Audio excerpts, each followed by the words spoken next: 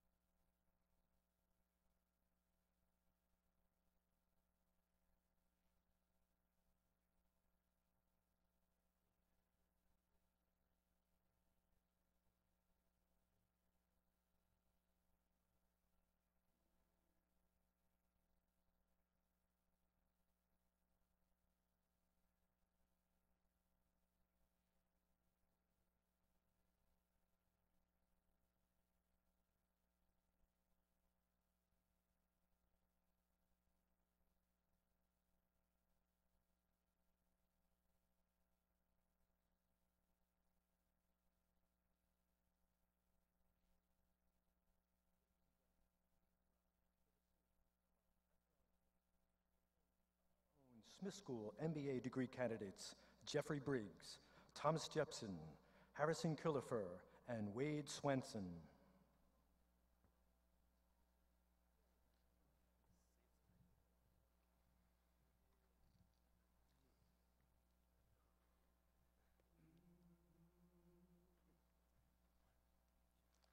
Oh, say, can you see by the dawn's early light what so proudly we hailed at the twilight's last gleaming, whose broad stripes and bright stars through the perilous fight o'er the ramparts we watched were so gallantly streaming, and the rocket's red glare, the bombs bursting in air, gave proof through the night that our flag was still there.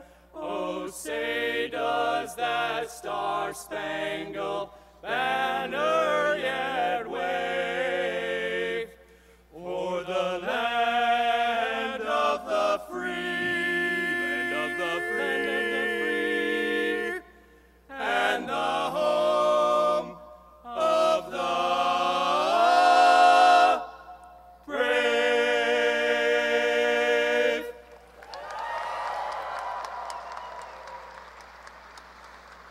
Thank you. Thank you, ladies and gentlemen. Please be seated. Presiding over these exercises is Dr. Alexander Triantis, Dean of the Robert H. Smith School of Business.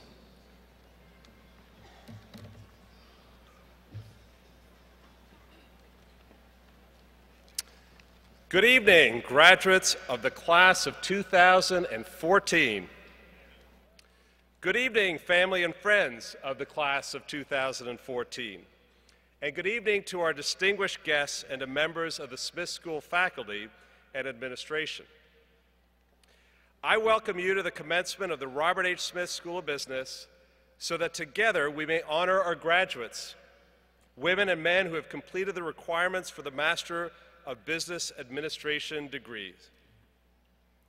From each of us sitting on stage, from every teacher who taught you, and every staff person who made your Smith experience possible, we offer a well-deserved congratulations. Give yourselves a round of applause.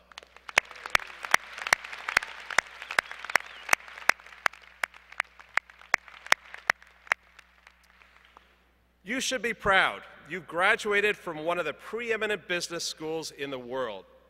At the Smith School, the best students, the best faculty, and the most challenging problems of our global interconnected society come together in ways that are transformative and far-reaching. We are a center of collaboration, innovation, and fearless ideas.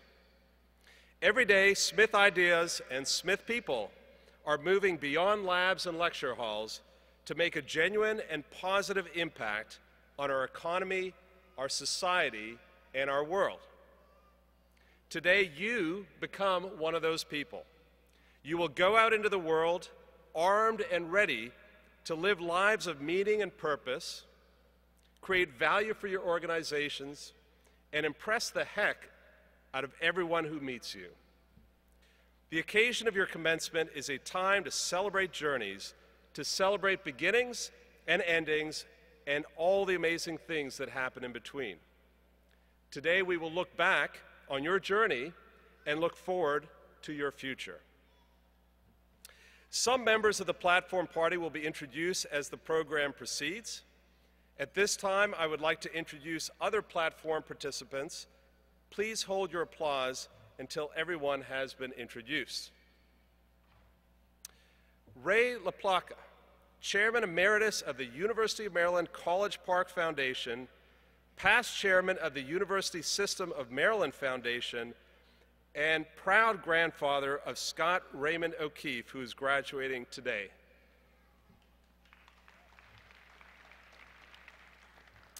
Professor Michael Ball, Senior Associate Dean of Faculty and Research. Patricia Caroci, Assistant Dean for Development and Alumni Relations. Professor Srivardhan Lele, Assistant Dean of Academic Affairs for MBA Programs. Dale Vanderwall, Assistant Dean of Strategic Operations. Jamin Gallman, President of the MBA Association. Lucas Horn, President of the Part-Time MBA Association. And Clarence Grant Jr., Co-Chair of the Robert H. Smith School of Business Alumni Chapter.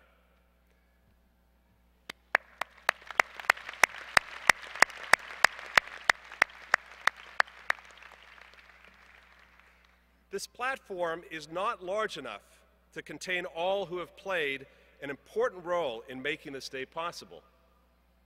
In this regard, a special debt of gratitude is owed to the outstanding faculty of the Robert H. Smith School of Business and to the dedicated staff who have given so much of themselves to the graduates. Also, at this time, we respectfully request that all attendees remain seated throughout the entire ceremony in order to provide full recognition to all our graduates. Let's begin by hearing from members of the class of 2014. Dr. Joyce Russell, Vice Dean of the Smith School, will now introduce our first student speaker.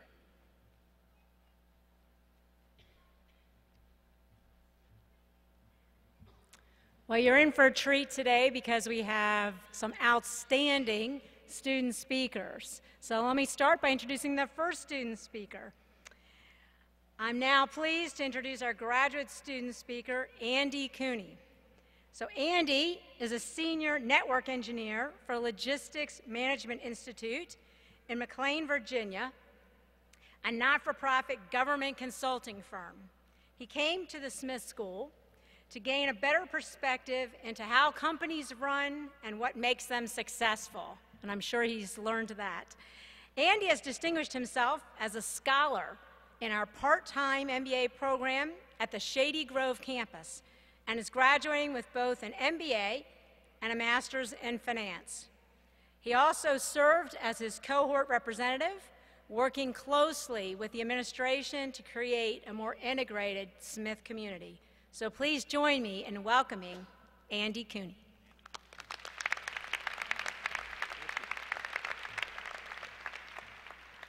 Thank you, Dr. Russell. Good afternoon. A special thank you to the Dean and the Graduation Committee for inviting me to speak today. I missed December graduation when I was to walk due to an illness. It's a gesture that really shows the community that exists here at Smith, in no small part due to the hard work of the Dean, faculty, and staff. You have been such a huge part of our lives over the past few years. I'm also certain that without the support of all the family and friends, both here with us today and those unable to be, that none of us would have made it to this point. So, to children, parents, grandparents, spouses, and friends, thank you. I know that without the support of my loving, and as many of you know, very understanding, wife Noelle, I would not have made it. Thank you. I grew up in a well-educated family. My father a law degree, and my mother a master's in molecular biotechnology, which she went back to complete when we were young. As highly valued as education was, they were very supportive of the things my brother and I wanted to do, and didn't oppose a path on us. Perhaps by design, they just kept us in environments that made us assume everyone went to college. Something I believed until actually arriving at college. Depending on who you ask, some say they should have given me a little bit more direction. One would think, given their success, they would push us towards law or science. But as early as I can remember, they stressed the importance of doing what you love. I have often quoted my father as saying, "Do what you love, and the success will come." This is an idea I have often pondered and find myself thinking about more in this time of transition. Imagine my surprise when I read a quote from David Frost. "Don't aim for success if you want it. Just do what you love and believe in, and it will come naturally." I should have realized such a profound quote didn't originate with my father, and perhaps would have realized that sooner had I read some of the books he left on my nightstand.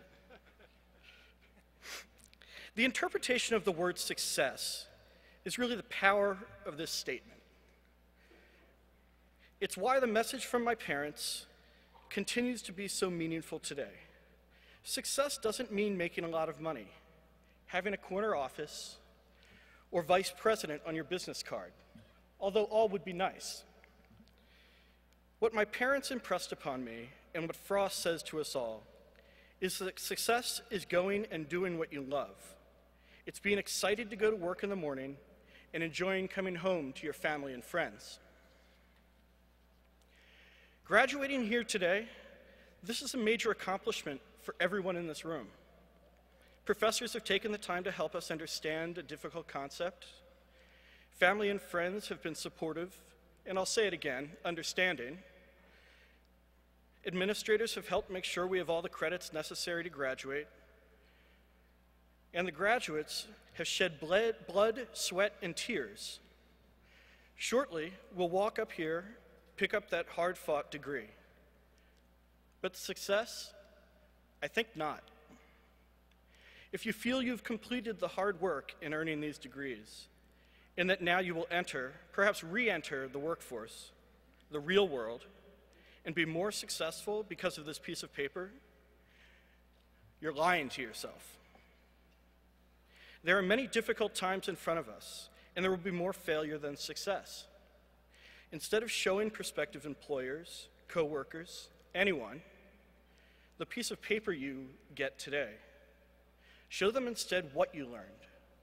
Show them that you learned.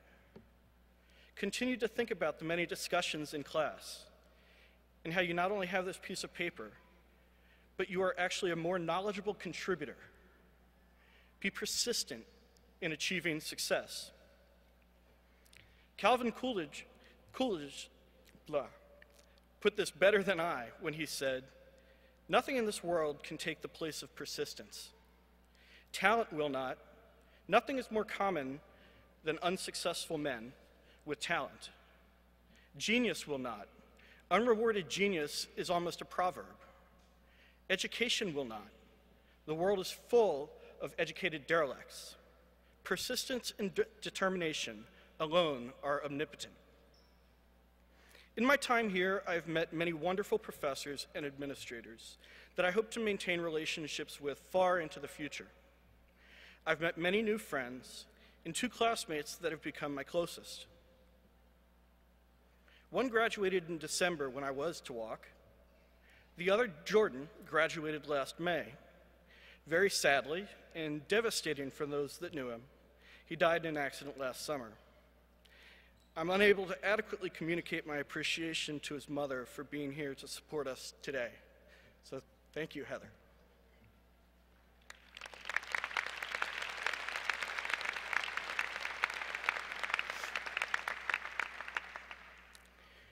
Jordan taught me a primary element of success: don't settle. So I leave you with one more thing, a quote from one of my personal heroes, Steve Jobs.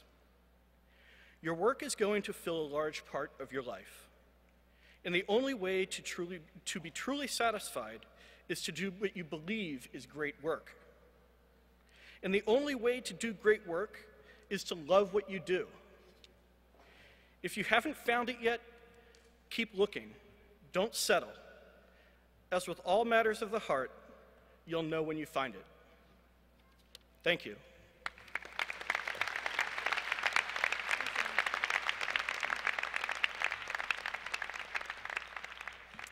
So we're so glad that Andy was able to come back and be with us.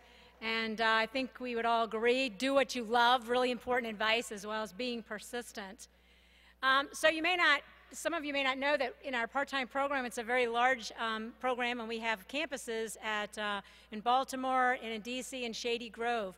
So we're delighted to have another speaker from our part-time campus. And so now it's my pleasure to introduce our next student speaker, Mr. Douglas Wink. Doug is a triple terp. He received his undergraduate degree in economics from the University of Maryland and is graduating today with both an MBA and a Master's of Finance degree. Doug came to the Smith School with an impressive background in the private sector, having worked for Lockheed Martin, the Institute for Defense Analyses, and Johns Hopkins School for International Studies. Doug has a JD from the University of Baltimore School of Law. I think he likes school, and is a member of the Maryland, New York, and District of Columbia bars. Those are the law bars. He has clerked for the Chief Judge of Maryland's 6th Judicial Circuit and is currently an Assistant State's Attorney in Maryland. While at the Smith School, Doug was an analyst for the Global Equity Fund, and that's an investment fund that's run by our students in the part-time MBA and Masters of Finance programs. He also participated in a global study program that visited both Dubai and Abu Dhabi, and I'm sure some of you went on that trip as well. Doug will return to his work of prosecuting felony crimes after graduation, and we're really happy he's going to do that. So please join me in welcoming Mr. Douglas Wink.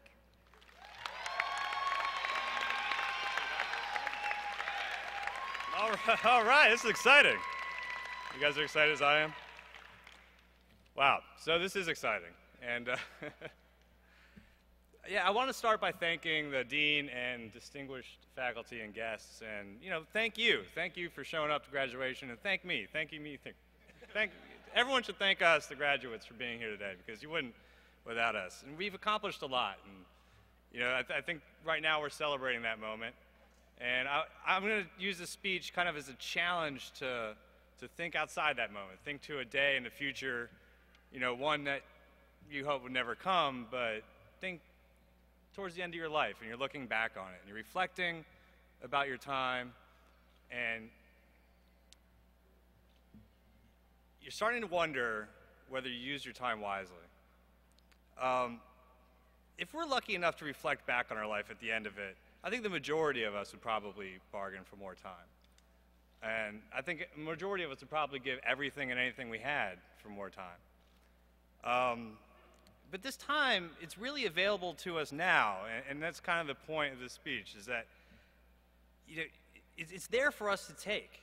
Like, you can just reach out and grab it. You can start right now by learning how to stretch your subjective lifespan. And it's not a difficult thing to do. You don't have to exercise every day or change your diet, because no one does that. But all the people sitting on the floor right here now, they already know the trick, although you may not know you know. So, here's the trick. You can't control time, but you can control your perception of time. Remember back to when you were a kid, everything took forever back then. Like, summer vacations lasted forever. It was like an eternity between your birthdays. Just climbing a tree felt like it took longer than this entire semester. And nothing's really changed since then to now. Your perception of time changed. That's it. It's the same reason that yesterday, you drove home from work and you don't remember how you got home.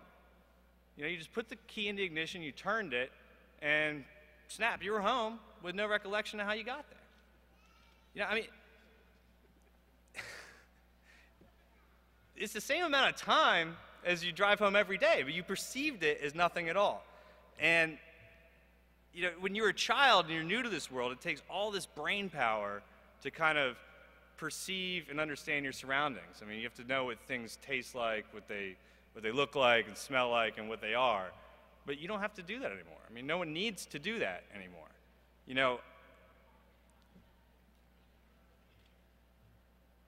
don't have to eat an orange. This is a stupid example, but you don't have to eat an orange every time you want to know what an orange tastes like.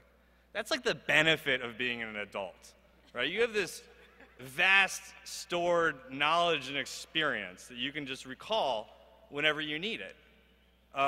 It's knowledge is power. It's efficiency. And you know, it's going to pay off. It's one of the reasons this new degree is going to pay off next week. But you know, with this stored knowledge and experience comes the unintended consequences of accelerating our perception of time, right?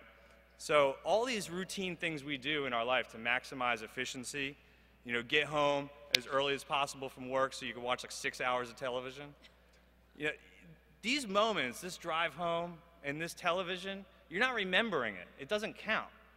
So when you look back at the end of the year, it didn't happen. So if you extrapolate this theory among everything you do efficiently, that's everything you do routinely, then you're starting to realize that it's not the time that you're losing you should be counting, it's the time that's actually the memorable moments. And so, you know, what's a memorable moment? I always joke that, you know, memorable moments are only moments that are, forgot my word, consist solely of new experiences. So, you know, think of like vacations and tragedies, right? If you're in a strange town, you're lost in a strange town, that's probably an unfamiliar moment for all of us. Or, you know, so is getting like a stomach-dropping phone call from the police saying that your loved one was involved in a terrible accident. You know, as awful as it sounds, as you sprint from your routine life to the emergency room, you're living in the same way as a child eating an orange for the first time, right? You're going to remember that moment. Now, lucky for us, all new experiences do have the same effect. You know, you recall back to orientation, for example, you walked into Van Munching Hall and you craned your neck up and you looked at, this test is so stupid, and you looked up and everything was confusing, the rooms are numbered confusingly, and you're wondering, am I smart enough to compete in this prestigious program? Am I going to make friends? Am I going to find my spouse in this hallway? Right? But then, you know, like last week when you were at your last class, you didn't think about any of that stuff because you didn't have to. It wasn't new anymore. You just went to class. And so you're starting to see now how these routine moments are taking away from your perception of time. So as you blow out your candles this year, you know, think back and think how long, reflect back on your year and think about how long it was. You know, did it just fly by in the blink of an eye? That's a conundrum we all face now. We've accumulated a vast amount of knowledge and experiences, and we expect to, you know, get a good job with those knowledge and experiences, and we will. But then our employers are going to demand of us efficiency in our time and to maximize our work. And so what's going to happen is as you become more and more efficient, you're going to lose that time in your perception, and it's not going to count. Your employer isn't going to ask you to eat an orange every time you want to know what an orange tastes like. You just don't have the ability to do that.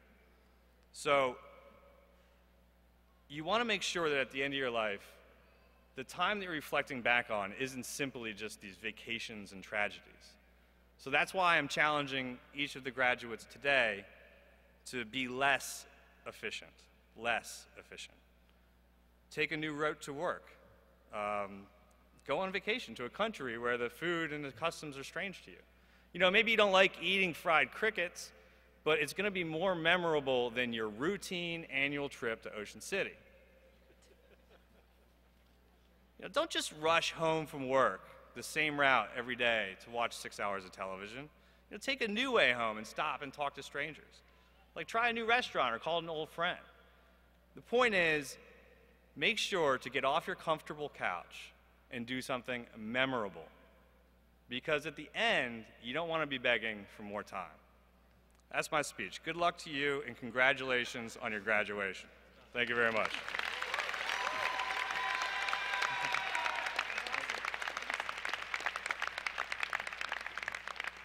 Well, I told you we're in for a treat, so hopefully we'll all do something memorable, right? So both of those speakers came from our part-time program, and I know our part-time MBAs want to give them another round of applause, right? Yes. So now I'd like to introduce our final student speaker from the full-time MBAs. Yes, you may clap.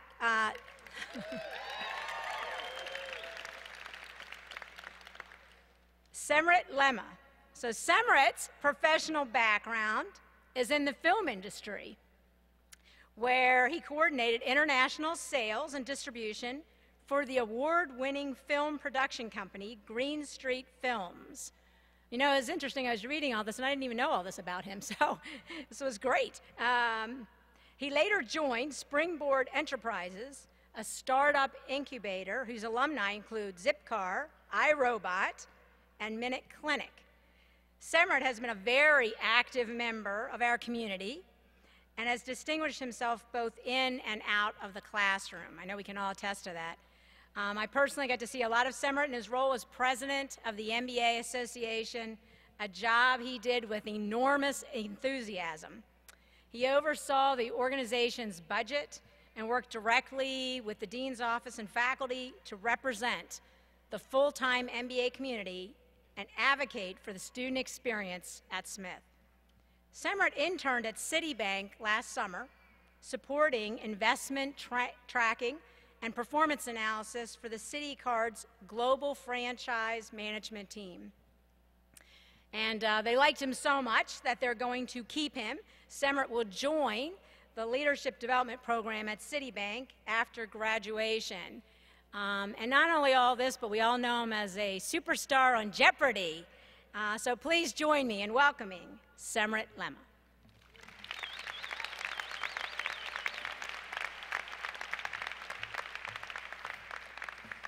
This is a rare opportunity, so let's do this real quickly. Ready? Everybody? Get everybody in here. Okay, processing. All right, thank you, Dean Russell, and it's such an honor to be here today on behalf of my classmates. And speaking on their behalf, it's incredibly important that I start by saying thank you. Thank you to all the TAs and GAs, the friends and faculty, parents and professors, spouses and siblings, all of the amazing people who have done so much to support and encourage and, dare I say, tolerate us as we have worked for the last 21 months to get to this day. So can you believe that? 21 months. It was 647 days from the first day of orientation till today. It's hard to believe that in less than 2 years, we've developed such a depth to our relationships, one that I honestly didn't anticipate the day I showed up. And looking back now, it's a reminder that some life-changing experiences can feel both sudden and gradual at the same time. This is the gift that graduations give us. These are gateway events. And these sorts of moments give us a chance to, and maybe even force us to, examine where we've been and where we're going. And I've talked to a lot of you about the guiding principles we're going to be taking away from Smith. And after editing out those that were entirely inappropriate for this venue, I think we got it down to about 4 notable lessons. So lesson number 1, be lucky. Right? Luck is great. Right? Some of the people we've studied just have it, it seems. They seemingly stumble into the right place at the right time and reap all the great rewards. But we all know that great quote, Seneca the Younger, luck is what happens when preparation meets opportunity. So really, be lucky translates into be prepared. And that's something we've learned a lot about here at Smith. We've learned to take advantage of what we can control, know our strengths and play to them, know our weaknesses and develop skills to address them, or, as I often do, find teammates to compensate for them. Read the playing field and predict what's going to happen next, but have a backup plan. Keep our networks fresh, keep our skills sharp, keep our knowledge current. Basically, do all the things we can possibly do so that we're ready on those days when opportunity comes a-knocking. So, in one word, prepare. Lesson number 2 is a short one, be engaged. We have to remind ourselves to be present. So much of what we do in life, in school, in work, is composed of the task and the team. And we've learned a lot about teamwork in our time at Smith, and we've learned the importance of active listening and a full and thoughtful participation. And we have to keep engaging in the kind of behavior that's going to get the most out of our collaborations. So, in a word, engage. Lesson number 3, be active. Do or do not, there is no try. Now that one does not come from Dr. Lele. It, of course, comes from Master Yoda, and despite a lot of rumors to the contrary, I can confirm they are not, in fact, the same person. And I actually disagree with part of that. Trying is worthwhile, too. Exposing ourselves to new things, getting out of our comfort zone. The important thing is that we take action. The best stories, the greatest leaders, our biggest successes are all defined by someone taking action. And thoughtful and prepared action should never be deterred by a fear of failure. Robert Kennedy said, "Only those who dare to fail greatly can ever achieve greatly." And great achievement is what we're destined for. All failure does is equip us with new tools that we can apply to the next opportunity. Over the last 21 months, we've learned to segment markets and unlever betas. We've built new relationships. We've taken on competitions. We've stepped up to the plate, and we've taken action, learning from each success and each failure. And that's a lesson we have to carry with us when we go. So we have prepare, we have engage, we have act. And the final lesson is one we've heard dozens and dozens of times since we've been here, maybe more than any other. And simply put, it's don't be Kodak. Right? Don't be Kodak. Somehow the company that defined photography for a century is out of business in an era when people are taking more photos, thank you, than ever before. The company that literally invented digital photography has no piece of the massive digital photography market. If it can happen to Kodak, it can happen to any of us here. We'll predict and we'll prepare and we'll act, but if we're not ready to course correct and react, then we risk becoming obsolete. We have to constantly adjust and readjust our course to fit the shifting paths in front of us. So prepare, engage, act, react. And PEAR even makes a fruity little acronym, so everything is better with acronyms, so we'll leave that in there. And these are great lessons that we take away from Smith, but the greatest value that we take away comes from the tremendous bonds we've formed in the time we've been here. Bonds that cross borders, cross cultures, cross religions, cross generations. Bonds that took 110 some odd strangers in the full-time program, turned them into friends, turned them into colleagues, and turned them into Terps. I'm so glad to have known all of you. You've enriched my life these last 21 months, and you'll continue to for many years to come. I'm really excited to hear about all the successes that the class of 2014 will boast. So please stay connected with each other. Stay active as alumni. Stay ambitious. Stay focused. Stay sharp. Stay gold. Thank you all. Go Terps.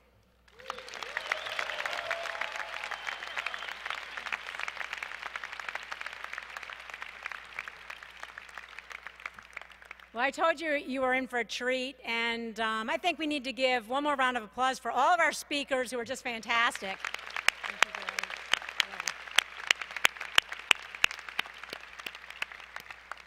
Now, that's going to be a tough act to follow, but I think it can be done.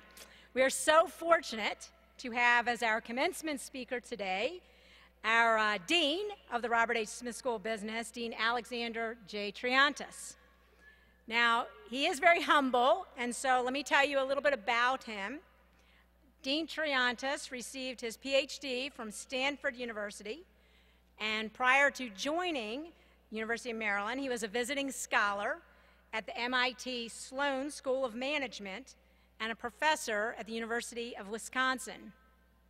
Since joining Smith in 1996, he's been a very important part of the Smith School for those past 18 years as a finance faculty member. I know a number of you had him in class. Yep. And as a chair of the finance department. He is a highly regarded expert in the area of financial strategy and valuation and publishes regularly in the top-tier journals. He is also highly sought after to consult for industry and government clients such as DuPont, Ernst & Young, Morgan Stanley, Lockheed Martin, Marriott International, U.S. Department of Energy, World Bank, among many others. But his first love has always been his students. He is a fantastic teacher, and as I said, many of you experienced that. And he's won numerous teaching awards, including the Smith School's prestigious Crow Award for Outstanding Teaching. In addition, Business Week named him an outstanding professor at the University of Maryland. He's also spectacular at building relationships with our employers and alumni, which is really critical for us in helping our students find great jobs and in building an even stronger business school and community.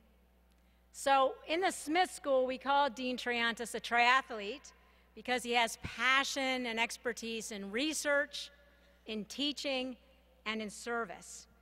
And so putting all that together, he has a focus on what really matters to us in the school. And we think what matters to all of you, students, parents, and friends here today, that is helping students to find careers where they will be successful and really make an impact in the world today. So please join me in welcoming our new great dean, Dean Alex Triantis.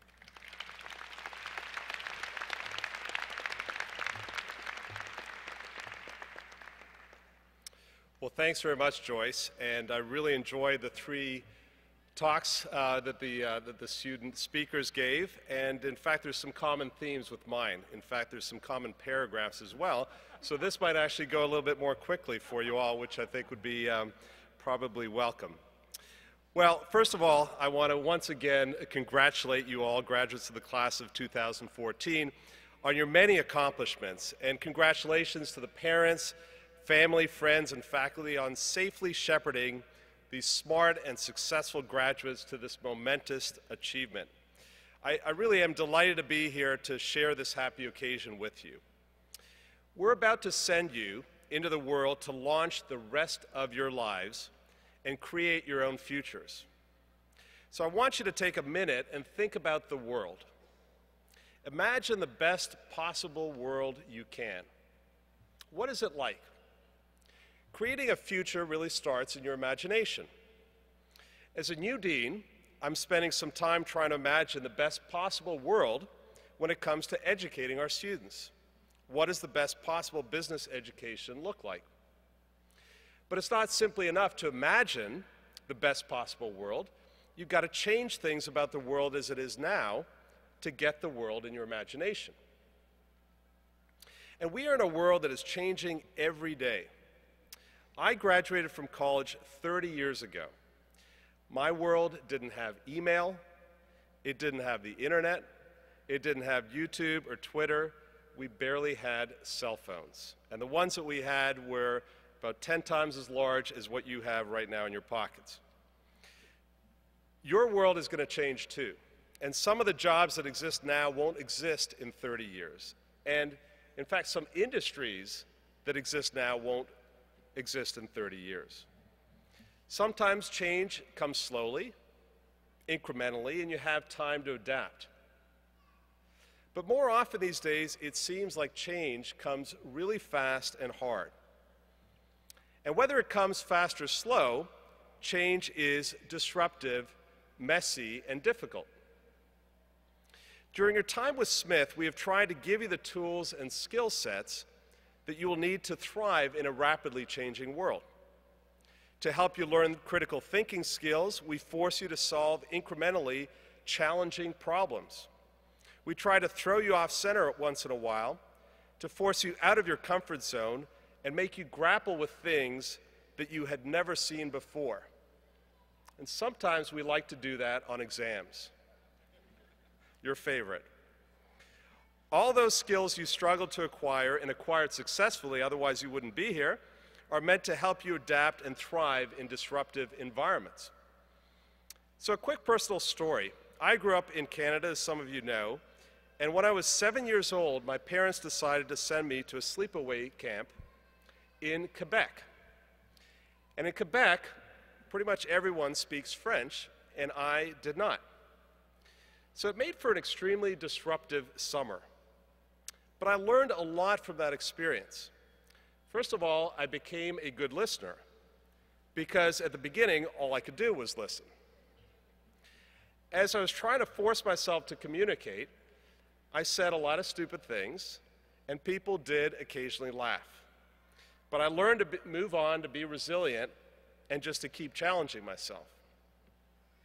I also discovered the value of patience, because obviously I wasn't going to learn a whole language in a few days, so I concentrated on each day learning a little bit more. Now, there were a lot of reasons to be stressed. It was hard to make friends, I was homesick, but if I focused on my distress, then I would have missed the opportunity to learn and grow. So, my first piece of advice to you is this.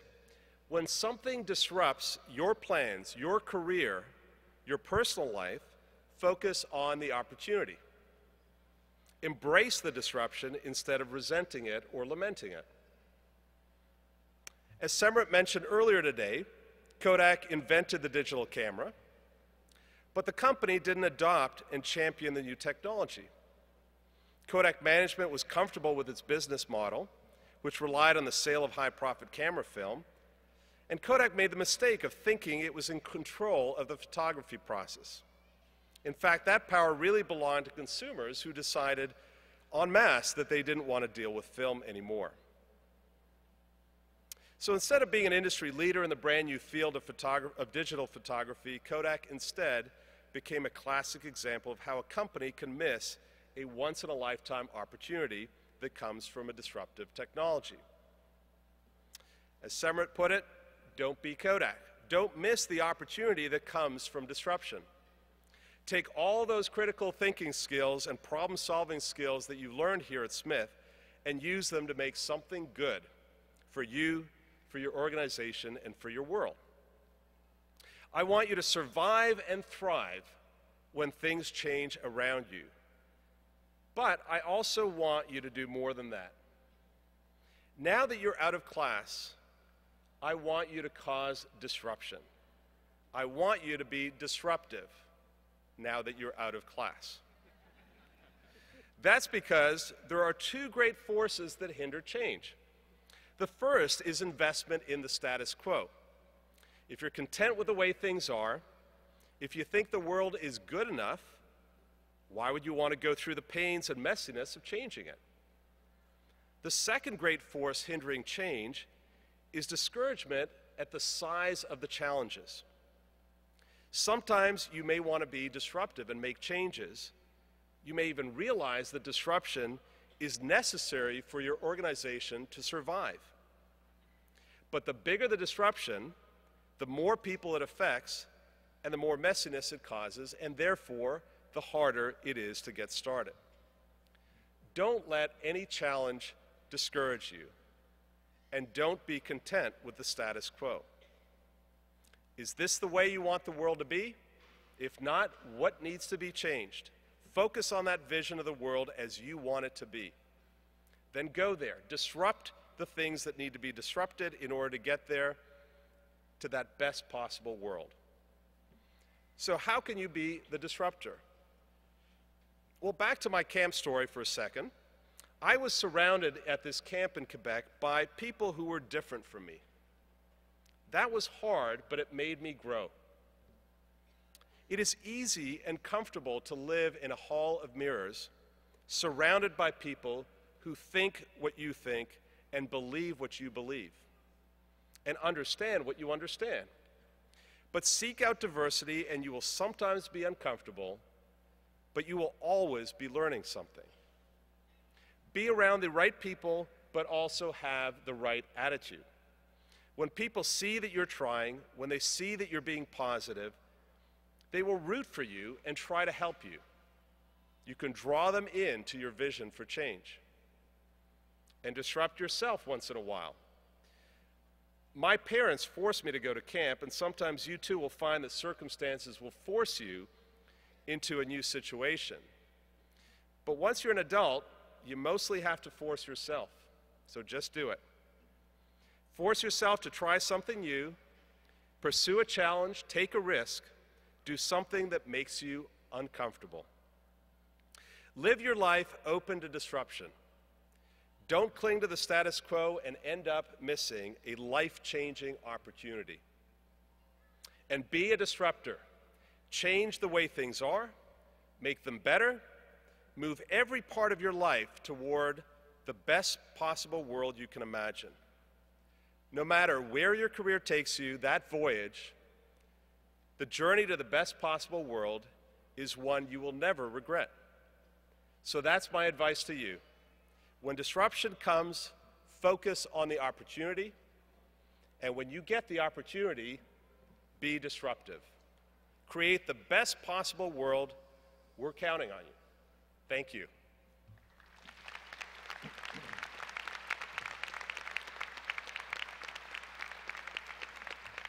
Ladies and gentlemen, a professional photographer will be taking each graduate's picture as they receive their envelope. In order not to obstruct the view of others, family and friends are asked not to enter the floor for photographs. Also, we remind all attendees to please remain seated throughout the entire ceremony in order to fully recognize all of today's graduates. Dr. Ken White, Associate Dean of MBA and MS programs, will present the candidates for Master of Business Administration degree. Dean Trianis, before I present the MBA graduates, I'd like to share some facts and details about this special class, if I may. While earning their degrees, the class of 2014 reached out and helped others. They raised thousands of dollars for the College Park Food Bank and the Transitional Housing Corporation.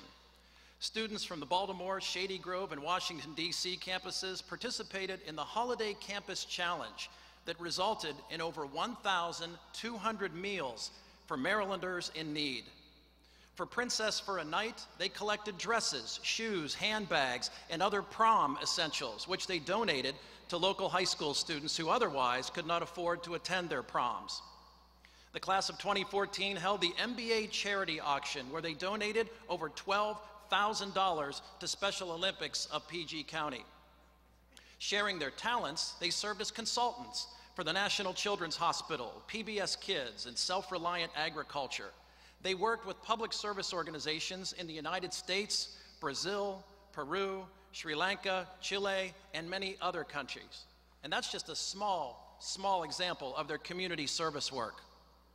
Members of the class learned about entrepreneurship, energy and energy sourcing issues, project management, general strategy, and much more by studying abroad in Chile, China, Singapore, the UAE, South Africa, India, Germany, the Netherlands. They spent time all over the world with leaders of global organizations. These graduates represented the Smith School by participating in several business case competitions, including the BD Health Information Systems case competition, the Sam Walton College of Business Graduate Logistics case competition, the Deloitte Diversity and Inclusion case competition, Leadership Under Fire, the Venture Capital Investment Competition, and countless others. They come from all over the United States and the world. They're human resource professionals, marketers, consultants, finance professionals, military veterans, and nonprofit leaders. Several members of the class currently work at top companies such as Lockheed Martin, Siemens, BAE, Nielsen, Booz Allen Hamilton, the U.S. Navy, and Marriott. Others will begin new jobs soon with organizations such as Deloitte, Under Armour, Sony Network Entertainment, Bank of America, PricewaterhouseCoopers, Capital One, BB&T, Air Products and Chemicals, Citigroup, PepsiCo, and countless other outstanding organizations in the U.S. and abroad. While earning their degrees, some of them met with Warren Buffett. Some of them got married. Some of them became parents for the first time. Some were active in student leadership. Some were involved in organizing special events. All of them are members of the MBA class of 2014 at the Robert H. Smith School of Business. Graduates, will you please rise?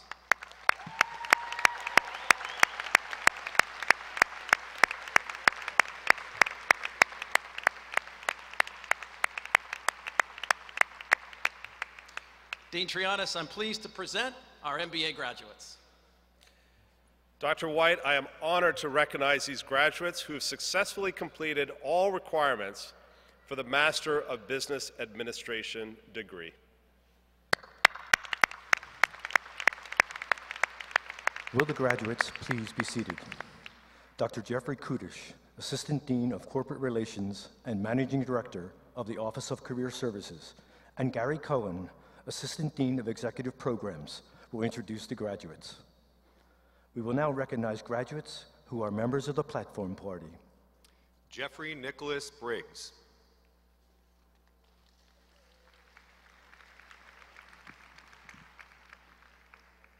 Andrew Cooney, also completing a Master of Finance degree. Thomas Arthur Jepson.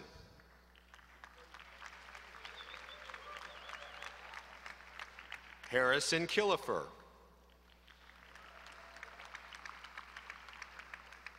Semrit Aklilu Lema.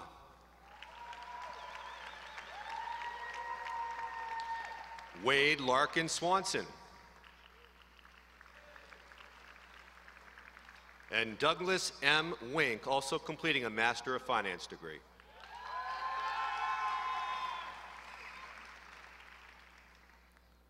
Will all the Masters of the Business Degree Administration graduates please remain seated until directed to the platform to receive our congratulations.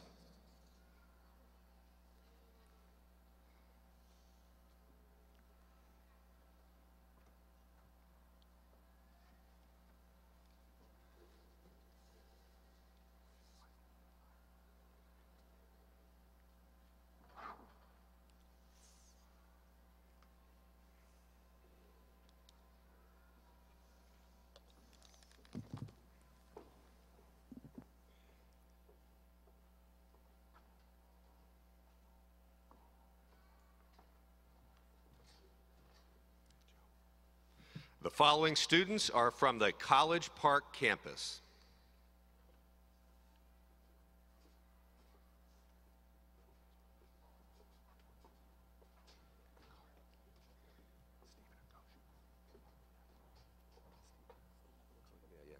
Stephen Akosia. Jinsen Kai. Grant Cheng Chun Lee. Bo Lee. Rio An Sai. Wang Qinggao. Constantine Grazi. Thomas Russell Fisher. Amapreet Singh. Andre Augusta. Yoichiro Hayakawa. Biren Su. Jeremiah Adam Empler, also completing a Master of Public Policy degree. Vishaka Gupta. Yan Lu. Xiao Ping Huang. Sandeep Varma Kucharlapti. Melody Tang. Erin Elizabeth Mulcair. Mary Elizabeth Hurst. Makur Mukesh Patel. Solomon Kami Mleri.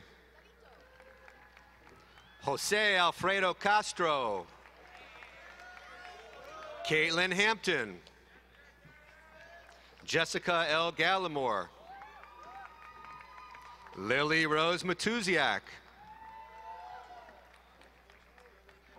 Amanda Felisa Mendoza. Maria Saunders. Susan Madison Johnson. Richard Joseph Campbell. Sharmada Shrikant. Scott R. O'Keefe. Amrit Schaller. Caroline Coughlin Lukic. Matthew C. Manofsky.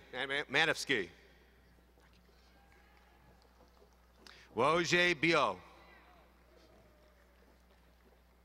Salman Al-Zaf. Asad Jabbar. Malmut Kagan Yaran.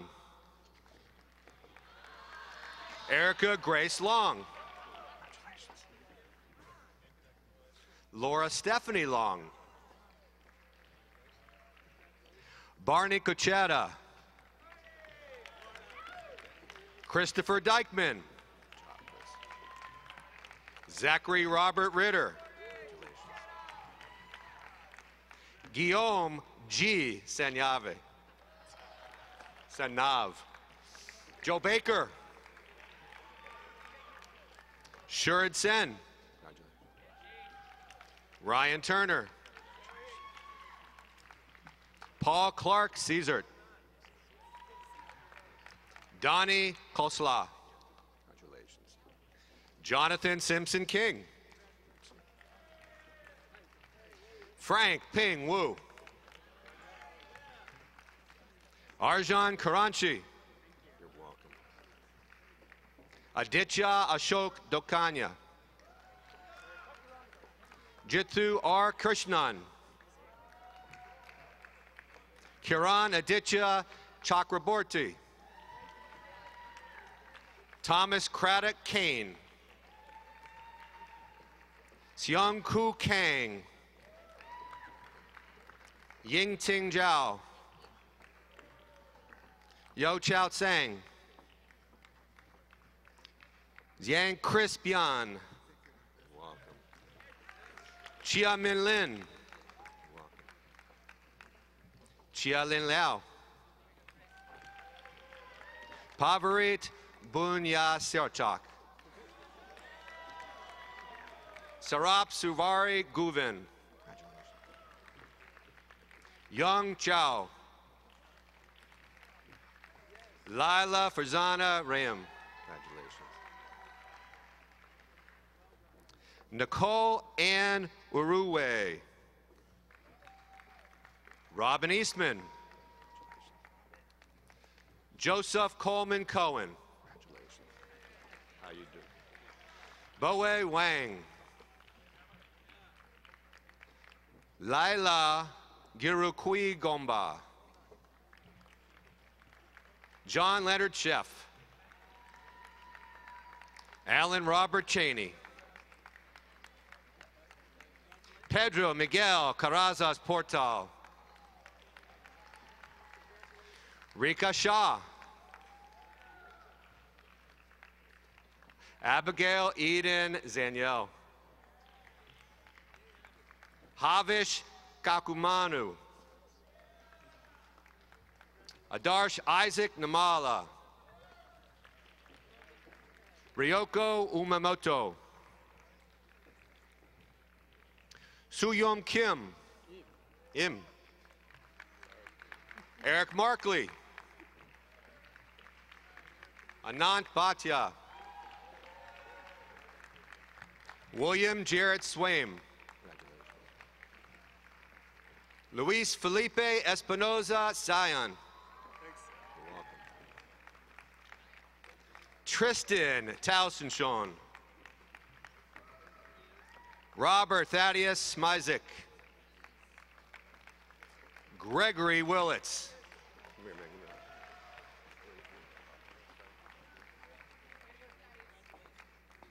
The following students are from the Shady Grove campus. Eileen L. Sullivan. Jessica B. Sweet. Utako Matsumura. Nat Fong Hyun. Cecilia K. Galati. Eric S. Sagian. Waleed Ahmed. Thomas J. Breslin. Joshua M. Steiner. Rohit Malhotra. Kiran Kavath. Philip Awusu. Sarab R. Power. Daniel P. Baylog. Melissa A. Clem. Philip E. Berkowitz. Diego Bustios. Ayomkum Adele. The following students represent DC campus.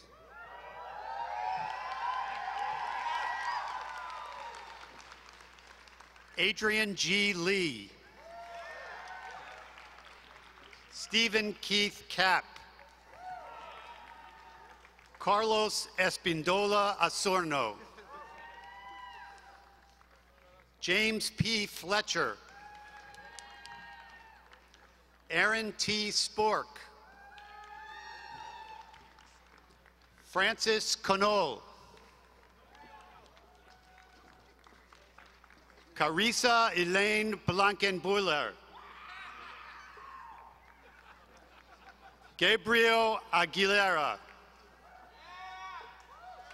Jonathan D. Lehman. Laura Spots.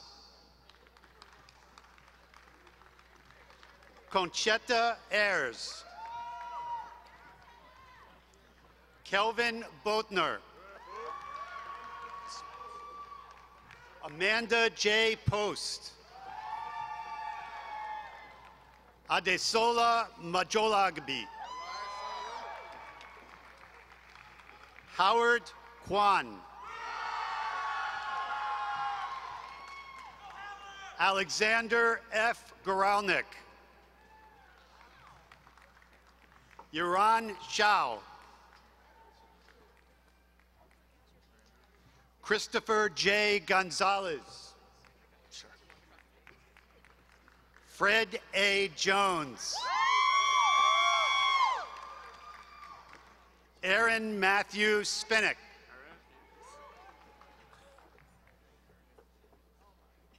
Gaurav Bindra.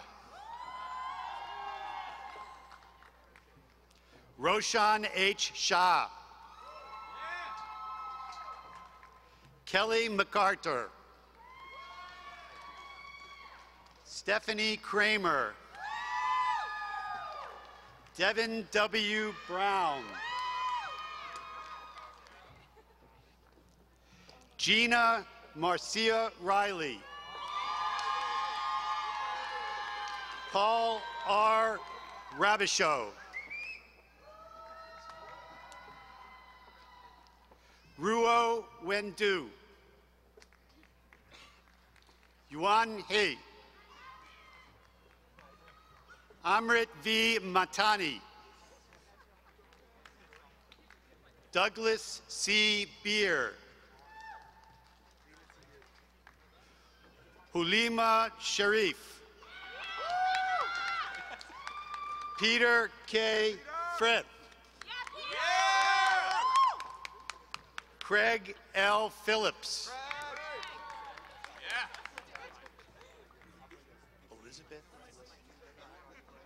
Elizabeth Felicity Rigor Matori.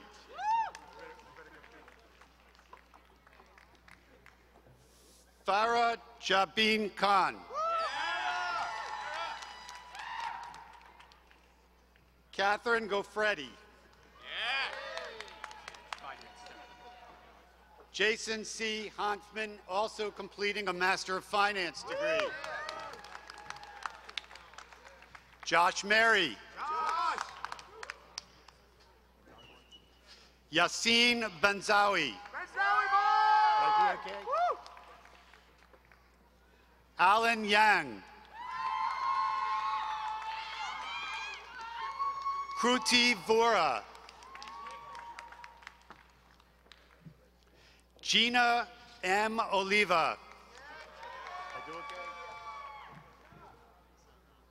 Mary F. Morrison. Michael Hahn. Ronald Martin. Congratulations.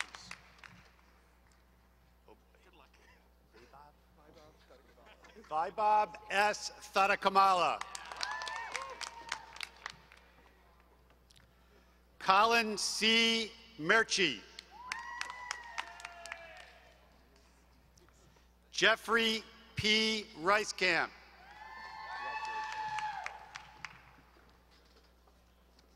Tantra Winnicott. Michael E. Salter. Congrats. Daniel P. Miltner. Lydia N. Segovia.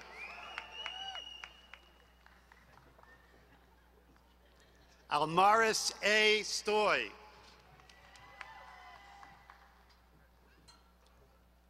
Andrea D. McClendon. Aja Hamal. Jatinder Vora. Paul J. Beggy. Sabapathy Karunanthi.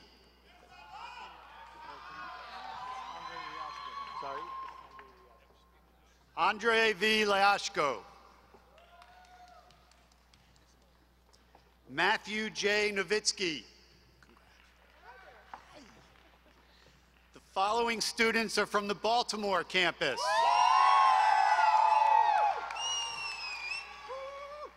Namdi Collins Yuzuku.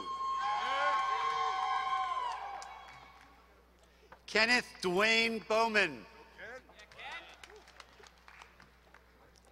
Lisan Yared. Myrick Grimes. Ahmed Shahid Jamil. Devang Krishnakant Shah.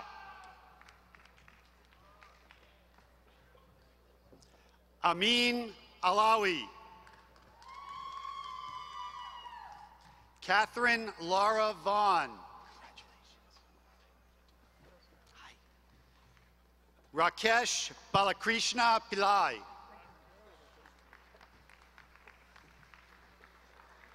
Jason Michael Riebel. Jordan Scott Gouline. Grant Meyer Foreman.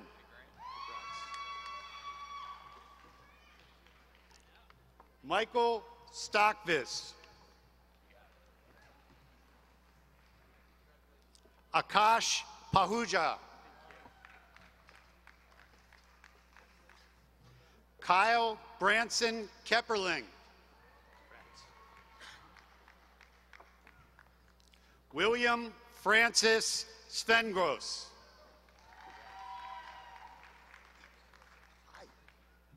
Rahul Bhaskar Egbot. Thomas Michael Muhalicek. Elizabeth Lindsay Britton Moore. Meredith Gilbert Wells. Congratulations. Kristen Chambly Wagner.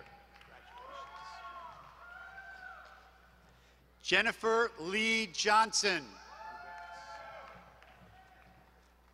Benjamin Kwang Huan Lee.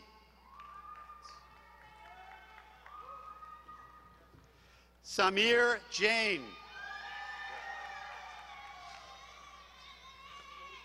Adam Miles Bellon. Shyam Sundar Chirla. Brian Gregory Puffenbarger. Elnaz Kermani. Constantino Cervantes. Anand Rakesh.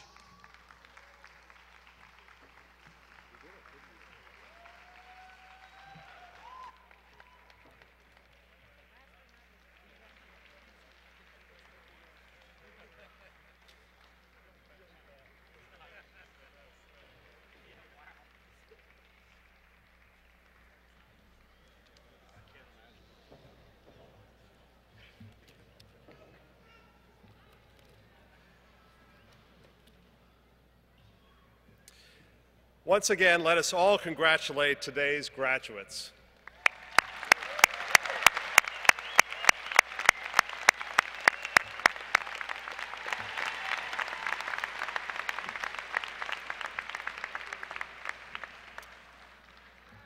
At this time, I'd like to invite Russ Wilkin to the podium for our alumni address. Russ is an associate brand manager in the Breakthrough Innovations Group at Campbell Soup Company, where he supports the commercialization of product launches into new categories. His teams have sustained launch plans that have contributed 20 million plus incremental revenue for the company in the past year. His past experience includes project management at Benalogic, a software company specializing in healthcare benefit enrollment, and internal marketing communications at NPR. He most recently worked as a fellow with Vitana, a foundation to which he provided a market assessment and scaling strategy for the disbursement of student loans through microfinance institutions in the Philippines.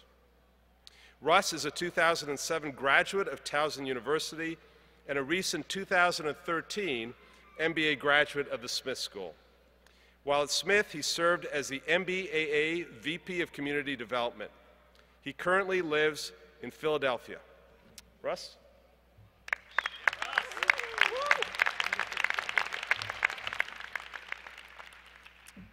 So good evening, class of 2014. All right.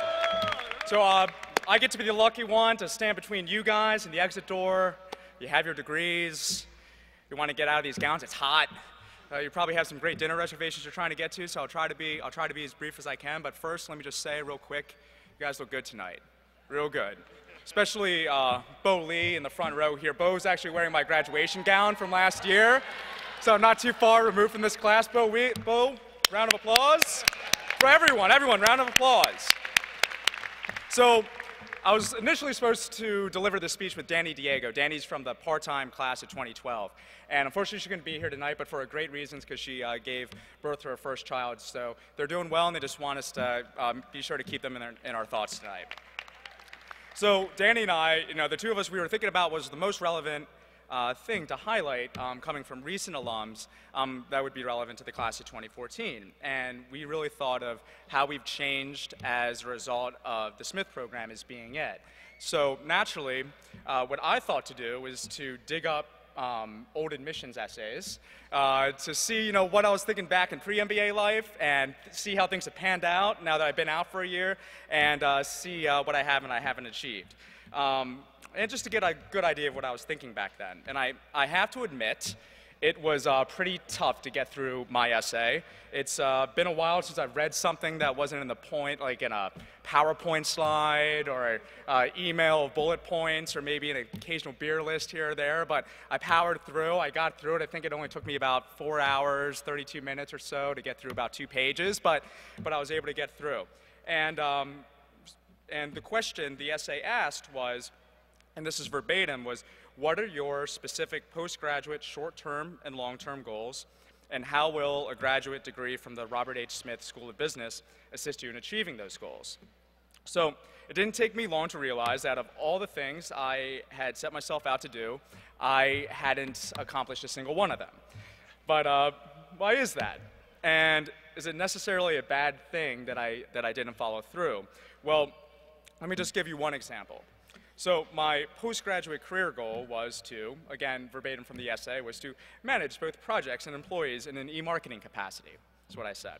It wasn't a terrible goal, actually, and I remember why I said that. It was, at the time, I was working as a project manager at this online software company, and some sort of e-marketing or software-based career seemed like a reasonable way to build upon my skills. So fast forward to my first month at Smith, and I was having a talk with a second-year student by the name of Ananda Khurana, who had just finished up an internship at the Campbell Soup Company, which is where I work today.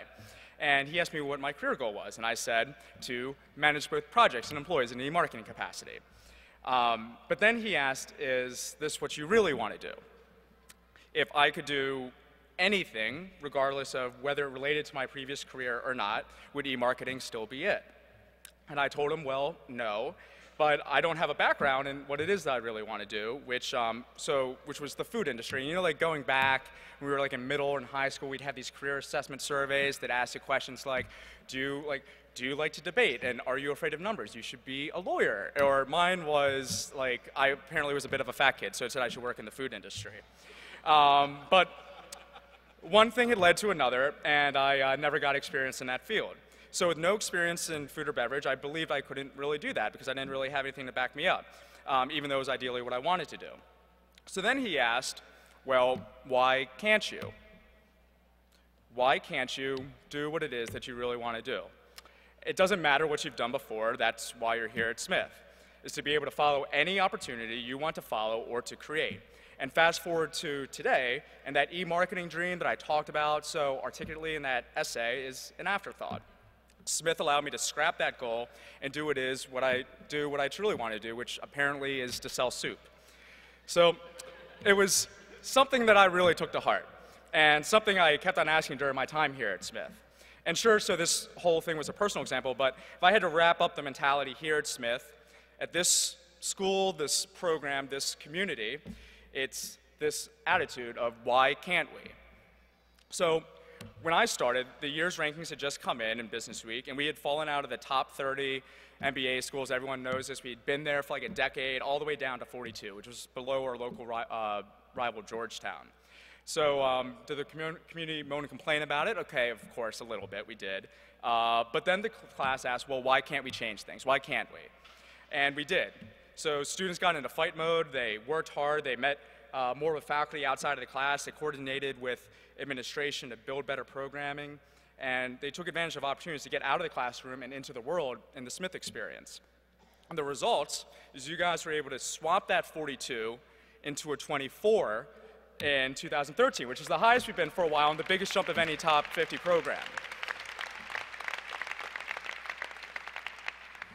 Another one of my most memorable times here at Smith was towards the end of my Smith stay, if you will, as we were invited to something called the MBA Games down at Duke, which is where they bring like 24 of the top MBA schools from all over the country, and in an effort to raise money for the Special Olympics. And you compete in two things. So one of the things is to raise as much money as possible and more than all the rest of the schools. And number two was to make the biggest fools out of ourselves in a choreographed dance competition.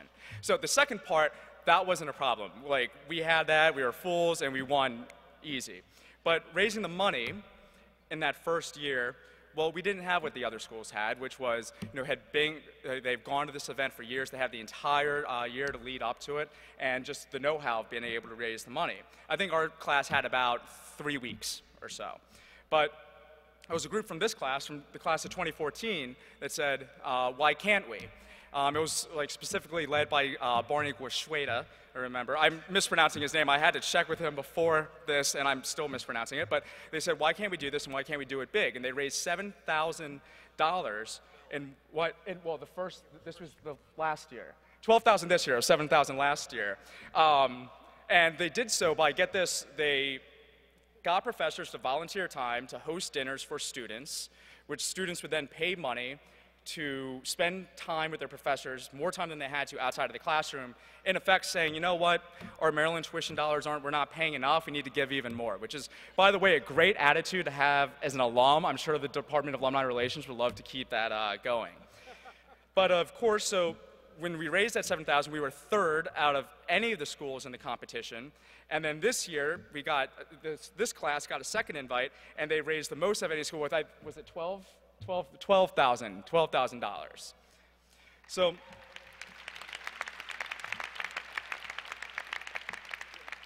So I could stand here and I could give a dozen more examples of what makes you guys great, and why you say why can't we for everything, but I don't want to take up too much of your time. So my advice, the bit I have is this. When you walk away from here and into your new careers, many of you to a new city, always continue to ask yourselves the same thing we've asked so well and consistently while we were here, which is, why can't we? And there will be times. Whether you can't get funding for a project, remember the projects that students got funded right here at Smith. Whether it be something as simple and small as a happy hour or something as big as their own startup company, said, well, why can't we do that? Or if you didn't know the right people, remember the folks who said, well, why can't I just get my dream job and go out to a career conference, land that, and dismiss any notion that University of Maryland, the Smith School of Business, may not have been a core recruiting school for some company? Or how about our friends from all over the world who asked, why can't I go across the world to get my MBA at the University of Maryland? And I'm sure a lot of you will go even further with your careers. The point is, stuff is going to get in the way. But truly, what separates a Smith student from the slew of other MBAs out there, and I've really actually thought a lot about this, about what makes us different, is, and you guys know this, is you don't sit around waiting for things to happen. There's no silver spoon mentality in the program. Many of you had to fight to get in here, and you'll continue to fight to build your lives and your careers. But never forget, there's never a reason for why you can't do something. At least it'll never be because you're a Smith alum.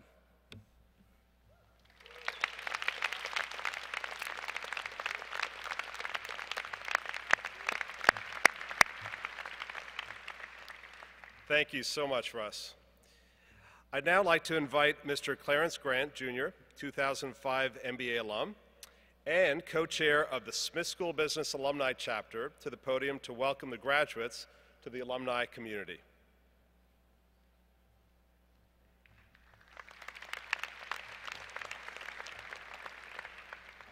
Thank you, Dean Triantis. Distinguished members of the platform party, faculty, staff, and most importantly, members of the Smith School class of 2014. It is an honor to be here with you today to celebrate your MBA commencement.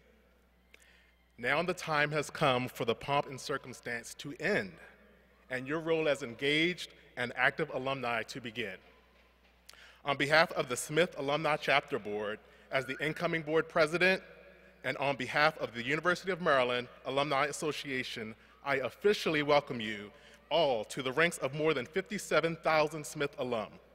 I look forward to seeing and working with you all in the future. To truly maximize the value of your Smith education, we need to work together to ensure the Smith School continues to grow and be recognized as a leader in business education. This goal requires the ongoing hard work and the dedication of all alums.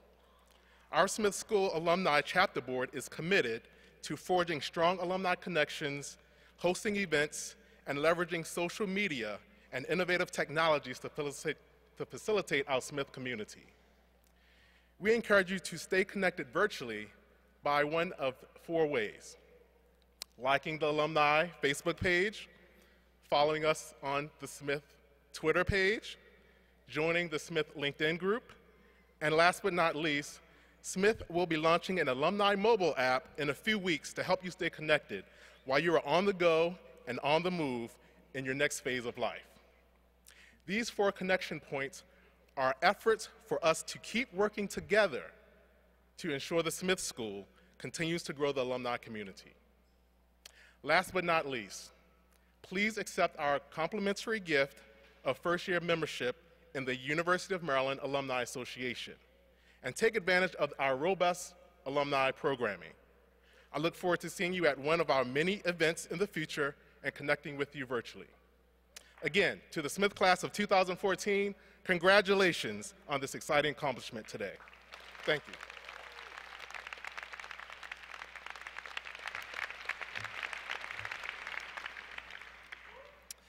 Thank you very much, Mr. Grant. And now we come to the close. And graduates, it's been a real pleasure to share this special day with you. My congratulations to each of you on the accomplishments that have led you to this day. Over the past 2 or 3 years, you've been taught by some of the best faculty in the world. You've learned the power of teamwork and explored your leadership capabilities. You've worked with great companies and developed new skills. You are ready to lead diverse and accomplished lives. It is with great hope and optimism that we, the Smith School, send you out into the world. We know that you have great success ahead of you. But we also understand that you must risk failure to achieve that success. As Winston Churchill said, success is the ability to go from failure to failure with no loss of enthusiasm. So be strong and courageous. Take intelligent risks. And know that the Smith community is rooting for you on every step of your career journey. I hope you will return often to the Smith School to mentor students, to serve on a committee, to speak to a club, or to continue your education. Graduation is a significant achievement, made possible by your own hard work, but also by the support of your friends and family members. As you graduate, I offer you the Smith School's encouragement and support in your future careers. Stay in touch, and we will stay in touch with you. The Alumni Relations Office is even now checking your addresses and the spelling of your last names. We hope you have a lasting and mutually rewarding relationship with the Smith School. Every member of the Smith community is very proud of your achievements. We wish you well on the journey ahead, and I look forward to hearing many good reports of your successes in the years to come. Congratulations again.